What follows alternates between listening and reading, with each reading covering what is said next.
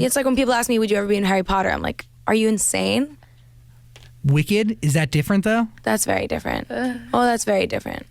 Yeah, that's very different. I'd do anything. Alphaba. I don't want to talk about it because I'm gonna cry and like I would do anything. I would do anything to play Elfie.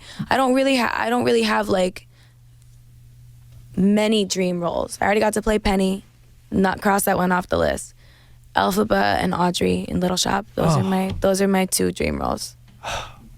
So yeah, I would do anything. I would stand outside the producer's studio with coffees every morning like this, waiting for them to acknowledge me. No, but for real, you would. Begging them to sing Defying Gravity for them. Where do you want to play it? Where would you want to be here? On stage or in a movie? Any. I love that musical so much. Like whenever I'm nervous about anything, I listen front to back to Wicked.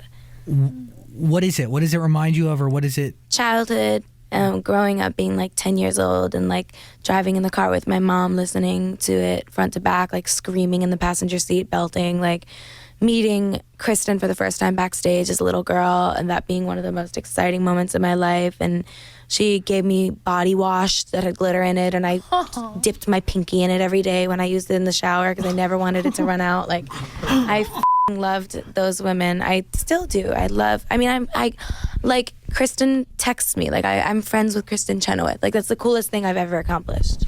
Like, no offense, guys. We just had 2 number ones back to back. And I'm like, I'm homies with Kristen Chenoweth. Like, that's my favorite thing that's ever happened.